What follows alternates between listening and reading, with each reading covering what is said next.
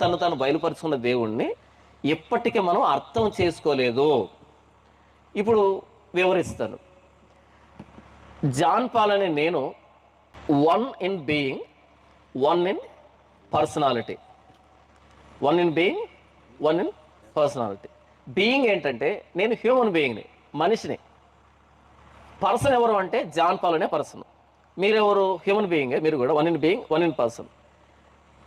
మీరు human being, ఒక్కొక్కరు ఒక్కొక్క పర్సనాలిటీ. ఒక ఆమె పేరు మార్తమ్మ, ఇంకో పేరు రూతు, ఇంకో పేరు సునీలు, ఇంకో అనిలు. అవునా? పర్సన్ వేరే, బీయింగ్ ఒకటే. ఇప్పుడు నేను one in being, one in person. One in being, one in person నాకు ఎంతసేపు one in being, one in పర్సనే అర్థమవుతాడు.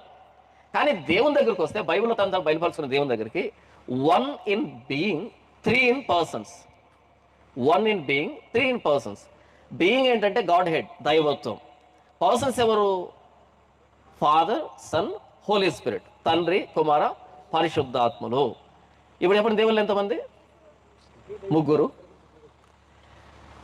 తండ్రి, కుమార, పరిశుద్ధాత్ములుగా ఉన్న ఏకదేవుడు. తండ్రి, కుమార, పరిశుద్ధాత్ములుగా ఉన్న ఏకదేవుడు.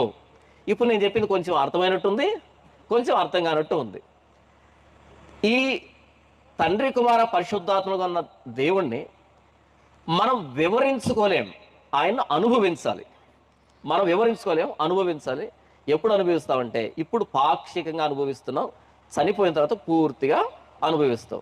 సింపుల్గా ఏం చెప్తున్నానంటే, బైబిల్లో తను బయలుపరుచుకున్న దేవుణ్ణి చచ్చిన తర్వాత కానీ పూర్తిగా అర్థం చేసుకోలేము. ఆదికాండం మొదటి అధ్యాయం మొదటి వచనం మనకు అర్థం కాలేదు అంటే లోపలికి వెళ్తే మనకు అర్థమైనట్టు ఉంటుంది, కానీ అర్థం కాదు. ఇన్ని సంవత్సరాలుగా బైబిల్ చదువుతాం, మనకే అర్థం కాకపోతే చిన్న చిన్న పిలకలు వేసుకుని వచ్చి చెత్త ప్రశ్నలు అడుగుతున్నటువంటి మూర్ఖులకు ఏమైనా అర్థమవుతుందా? పొరపాటును కూడా అర్థం కాదు.